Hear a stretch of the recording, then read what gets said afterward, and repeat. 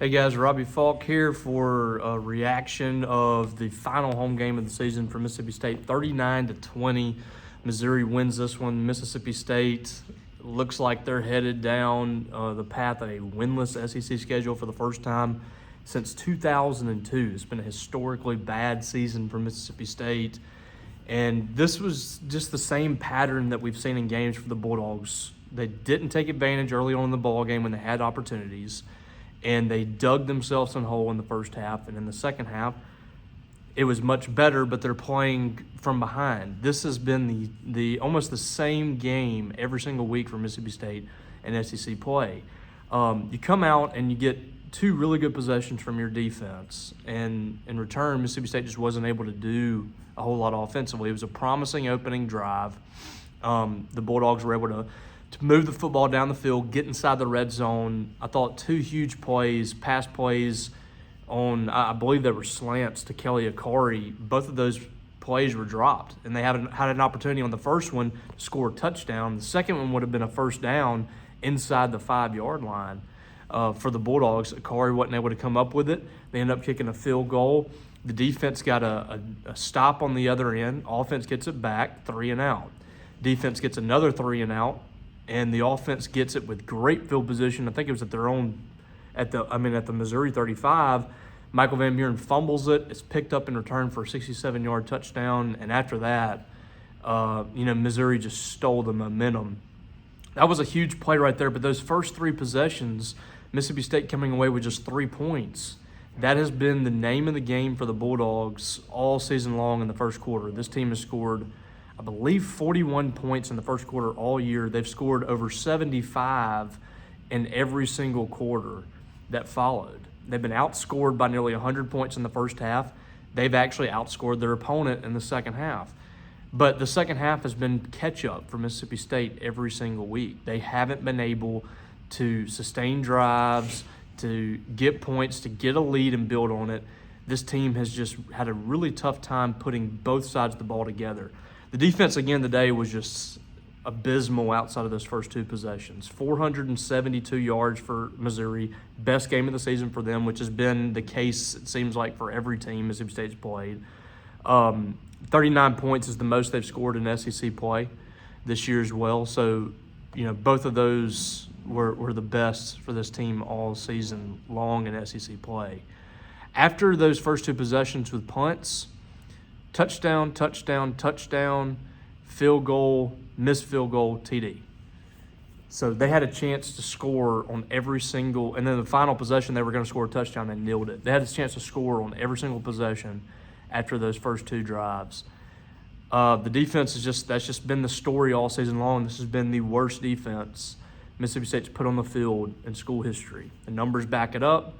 The eye test backs it up. It's the worst ever that Mississippi State's had. And I asked Jeff Lebby after the game what they needed to do moving forward to kind of correct some of these issues. And he really felt like they've got to go out and get defensive talent up front. And I do think they have some pieces in the junior college system that can help them next year, but it doesn't look like it's going to be a drastic difference for Mississippi State up front. They should have better players next year, but how much better, I don't know. And then I asked him, what's his faith in the staff on the defensive side of the ball to get it fixed. He has tremendous faith in them. And that continues what I've heard over the last few weeks, that Mississippi State will likely retain Coleman Hutzler for another season, despite having, quite possibly the worst defense in the country. That is not going to instill a lot of confidence from this fan base that's already fading on Jeff Lebby. If he can't make a change right there, despite having the worst defense in the SEC, and one that in a lot of categories is as bad as anybody in the country, getting pressure is worse in the country, total yards, scoring is pretty bad. It's not going to be good for Mississippi State in the offseason and instilling confidence in this fan base. And look, I've said over and over the last few weeks, I don't believe Coleman Hutzler is the biggest issue on this team defensively. I don't think that it's all on Coleman Hutzler. His hands are tied with this defense. They don't have talent. They do not have the talent. I look on the field and I see Isaac Smith, is a guy that you can build around. Zachary Tillman is a difference maker type linebacker.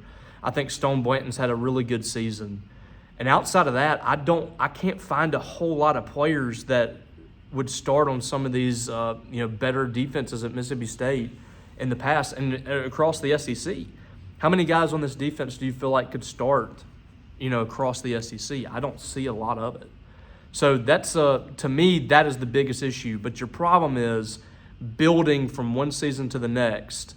When you're going to have even more turnover on this defense. I think in the offseason you're going to have to go out and fill a lot of spots, and that's what they're, I think, trying to do with the junior college guys, to just fill the roster up, build some depth there. But you got to get needle movers too, and I just don't know what that's going to look like in the offseason. It is a tremendous offseason for Mississippi State. The importance is huge because you can't put up another season like this next year. I don't think Jeff Lebby can survive an 0-9, 0-8, 0-9 SEC schedule, whatever it is. I think it's 8 games. You can't have back-to-back 0-8 seasons in SEC play. 3 wins, 4 wins tops. This is the same schedule next year, except you're flipping the home and away team. Mississippi State will, go to Florida. They will. They'll play Georgia. They'll play Texas. You're going to play Ole Miss again. It doesn't get any easier, and you can make an argument that the schedule's tougher next year for Mississippi State. So there's just – I look at this team, and I don't see in this program, I don't see any juice right now for Mississippi State. I don't see very many things to be positive about. There's not a whole lot of confidence that this thing's going to get turned around anytime soon, and that's kind of the scary thing moving forward in an era that's so different, and there's so many question marks of, what does this look like moving forward in this era, that I don't know what the future holds for Mississippi State or for a lot of teams in college football. The game has changed. This is a totally different kind of game. I think State fans have really invested in trying to get this thing fixed. The problem is selling players on coming here when you're about to go 2-10 with the worst defensive season in school history. And I think this is one of the worst SEC defenses I can remember.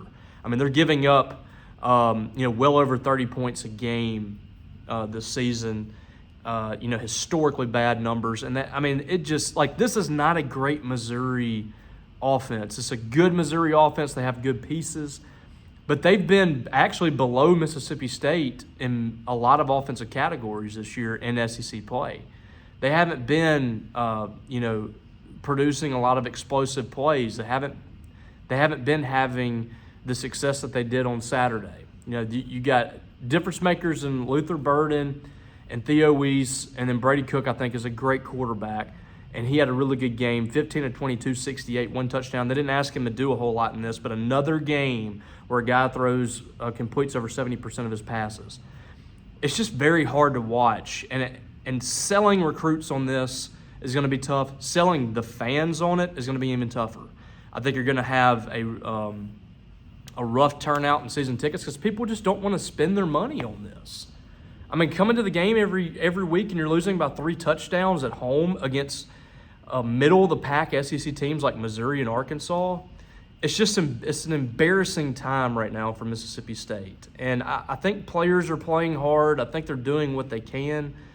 And not all of this is on this staff. I mean, there's so many things working against them from, what's happened before. But at the same time, I don't know how they're getting out of this. That we don't see the signs of it just yet. And we'll find out in the offseason. This next month is just huge for Mississippi State. And I don't know what Jeff Lebby's going to do. Right now he's backing his coaches at press conferences and stuff like that. I don't expect him to throw them under the bus. It's just not his style. But you've got to find a way to keep this fan base locked in, keep this fan base engaged, because they are supplying you these players, and they're supplying the ones that you have on campus right now and the ones that you're going to have to keep here next year.